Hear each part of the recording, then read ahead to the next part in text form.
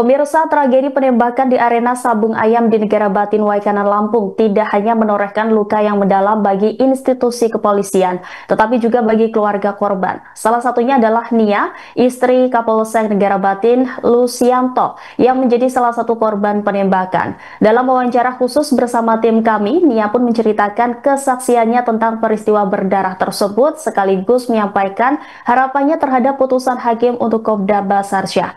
Berikut selengkapnya.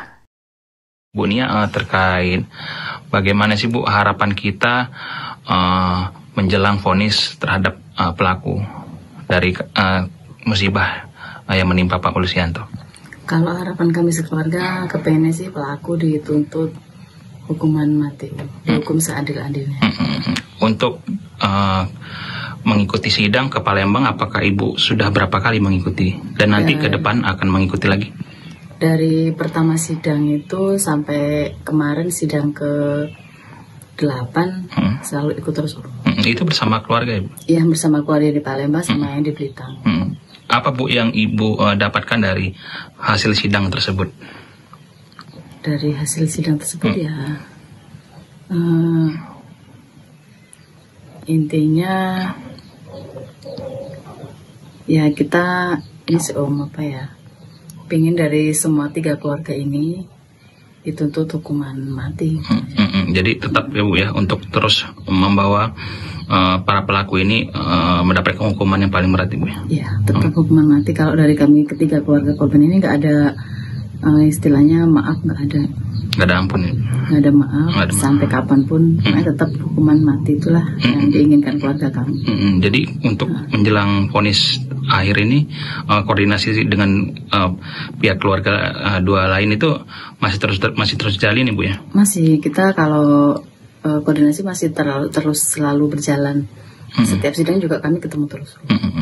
Jadi semua kami itu sepakat ya itu tuntutannya tetap hukuman mati. Dan kapan Bu akan persiapan berangkat ke Palembang nanti? Berangkat ke Palembang kayaknya minggu pagi dari sini. Oke. Dan dengan bersama keluarga besar Ibu ya? Iya, sama keluarga besar, orang tua saya, adik-adik saya juga sama anak saya. Itu tahulah Pak Adenya Pak Adenya udah nggak ada gitu. Anak sekecil itu aja tahu. Nah dia makanya itu kan karena Pak dia itu sayang lah sama ponakannya gitu. Itu yang cerita saya bukan tahu sendiri, dia cerita pun ibunya cerita ke saya gitu. Ini istilahnya anakku aja ini loh Mbak, tahu Mbak Pak Adenya nggak ada. Jadi dia tuh kalau setiap lihat TikTok Pak Adenya itu dia pasti nangis gitu. Kalau untuk kehidupan sehari makanan kesukaan dari Pak Lusi ini apa sih Bu? Dia tuh paling enak sih orangnya tuh nggak makan nggak neko-neko, nggak, dia tuh milih. Dia tuh nggak suka kalau yang goreng-gorengan gitu kan. Kalau makan itu paling kalau sayur itu aja yang pindang-pindang gitu kan, sambal biasa sama sayuran. Dan kalau untuk makan-makan di luar itu tuh jarang dia. Jarang ya, lebih suka masakan rumah ya Bu? Iya, lebih suka masakan istri. Sambil berhemat mungkin ya karena masih banyak kebutuhan sih Kayak kita kan cuman ngelalin gaji-gaji aja nggak ada sampingan lainnya. Oh iya, untuk dari penuturan kerabat juga, Pak Lusi ini suka berolahraga ya Bu ya? Iya, suka jalan dia. Suka jalan. Dia tuh habis subuhan itu dia nggak tidur lagi, jalan pagi itu. Jalan itu kadang-kadang bersih-bersih rumah, nyapu-nyapu depan-depan itu, nyabutin rumput. Emang dia hobinya itu. Dan menurut tetangga juga Pak Lusi ini orangnya memang suka ke masjid juga ya Bu ya? Iya, dia subuhan ke masjid tuh, tiap subuh ke masjid kalau pas pulang sini. Terus kalau ada acara kayak yasinan, diundang pasti dia datang. Iya. Kayak korban itu panitia korban juga dia ikut. Ya, alhamdulillah kalau untuk kegiatan ibadah kalau dia ada di sini pasti ikut terus. Oke. Untuk pribadi dari Pak Lusianto menurut Ibu seperti apa Bu? Dia tuh tipe orang yang nggak neko-neko sih Dinas ya apa adanya, nggak juga istilahnya dia tuh fokus ke dinas saja nggak ada semenjak sudah istilahnya sudah hampir udah lanjut lah ya, udah usia sampai 50 ini dia tuh nggak ada kerjaan lain lagi, kayak travel, kayak usaha lain udah berhenti semua, jadi fokus ke dinas aja. Berarti sudah berapa lama Bu menjadi seorang polisi Pak Lusi? Itu dari dia tuh angkatan 9394. Dan untuk pribadi Pak Lusi ke anak seperti apa Bu? Dia sangat sayang sama anaknya. Pokoknya semua tuh kalau buat anak sama istri tuh di nomor 1 kan. Bapak aja yang istilahnya kayak anak minta, insya Allah kalau dia ada diturutin semua tuh.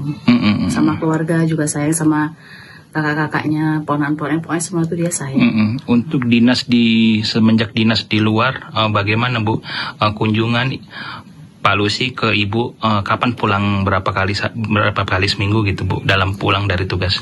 Kalau saya kan di rumah, istilahnya ibu rumah tangga biasa jadi saya kan nggak kerja, jadi saya ikut Bapak kemanapun. Oh iya, okay. Dinas kemanapun saya ikut. Kami ini tinggal di asrama. Oke. Jadi ngikutin Bapak terus dinas. Cuman kalau untuk karena dari Waikanan ke Prinsip kan jauh, jadi kami pulang tuh sebulan sekali, kadang 2 bulan sekali baru pulang.